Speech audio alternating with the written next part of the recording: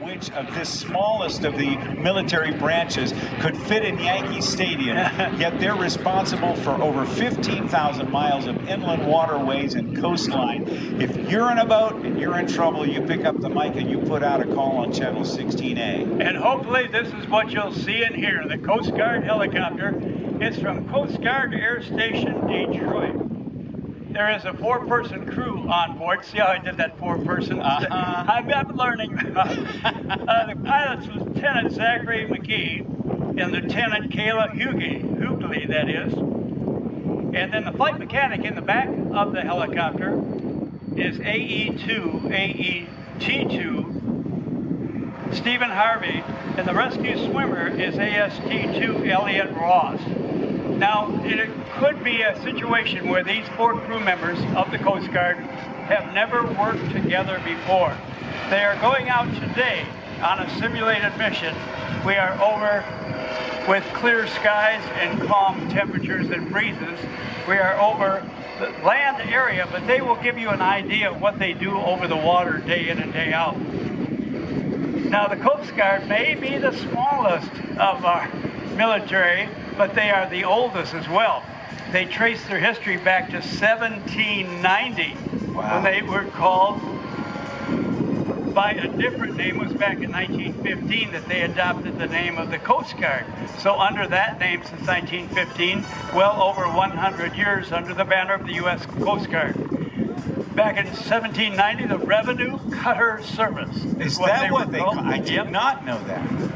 All right, now state-of-the-art helicopter. What Rob and I are going to explain to you is able to locate, and again, think about very hostile conditions when the sky and the water are the same color. Oh, awesome. The pilots are on instruments in the cockpit. The flight mechanic is back at the door. They will spot the person being rescued. That person may be an able-bodied person, or it may be an injured person. What will happen is the flight mechanic, when the open door, will tell the pilots, because the pilots can't look down and see the person to be rescued, he'll say backwards 5 feet, go left 2 feet, go right 1 foot.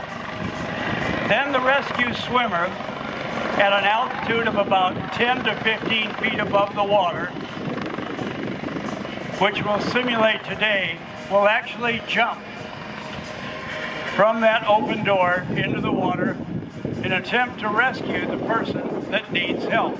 Now, as we look at the helicopter as it turns toward us, you might be able to see the hoist that's over there. Right now, because of the winds, the door is on the right side of the aircraft, but that hoist can lower and raise up to 600 pounds and at a speed of about 250 feet a minute. It's really amazing. And there are a number of different ways on getting a patient from the water back into the helicopter. And Rob Ryder should know, because you rode in the basket at a demonstration at an air show. Right here in Dayton. So you tell them exactly what you felt when you went through that whole exercise as the person needing help.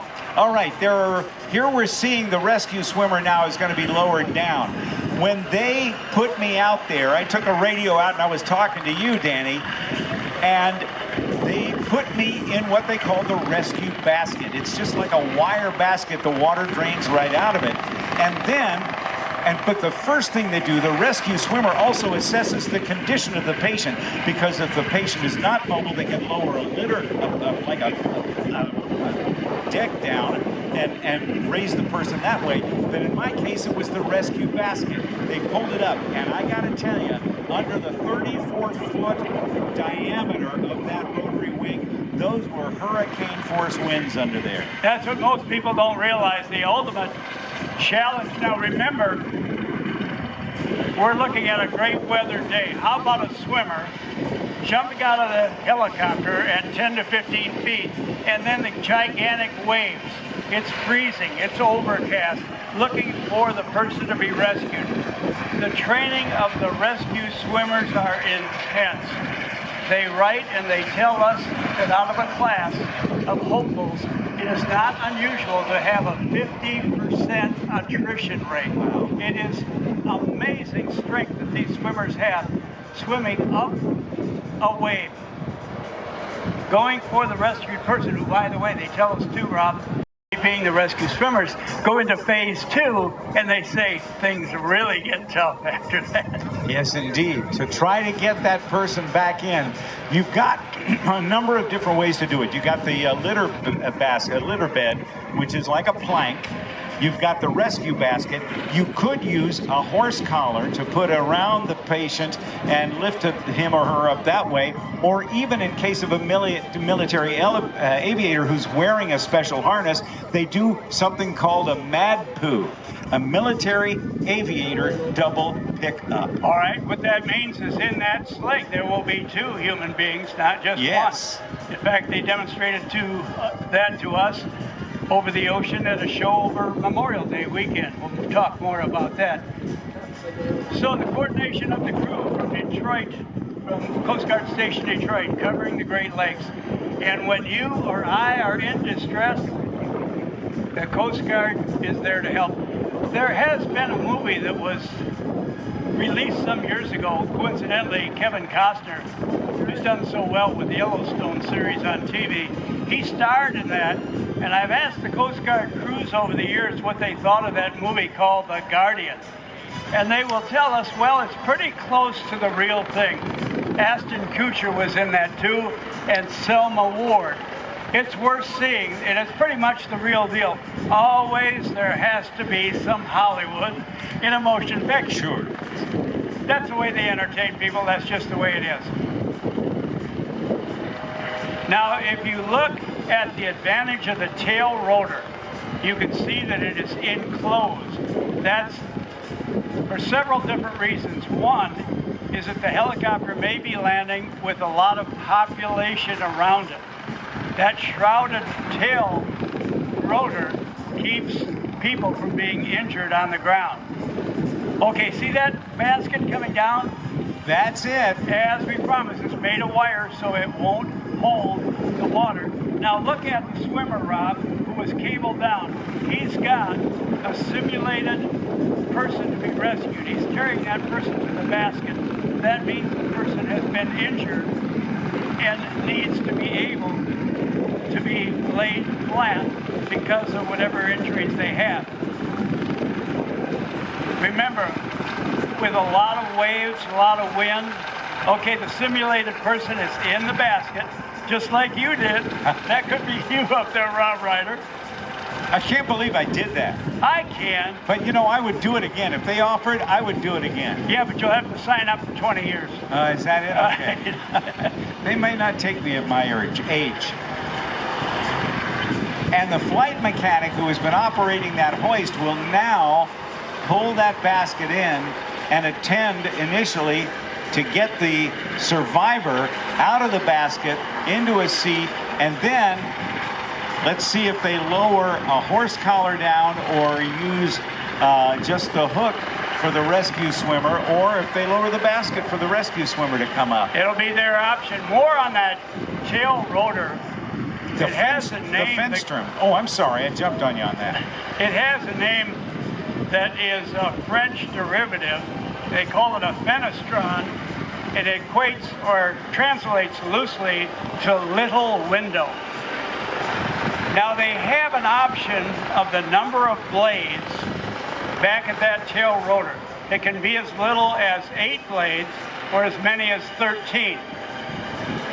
Now, you would think that they would be spaced evenly apart, but they found by staggering the space between whatever amount of blades that has, it reduces the noise. You wouldn't think so. You'd think it'd be out of sync, but they have found that to be true. And the noise you're hearing is from a dependable jet engine turning the rotors of the Dolphin. And up goes the rescuer.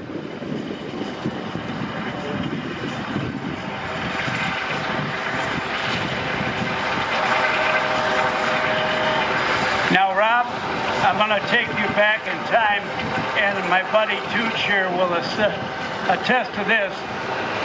We were working a show over the ocean in Miami Beach on Memorial Day. The Coast Guard did their demonstration.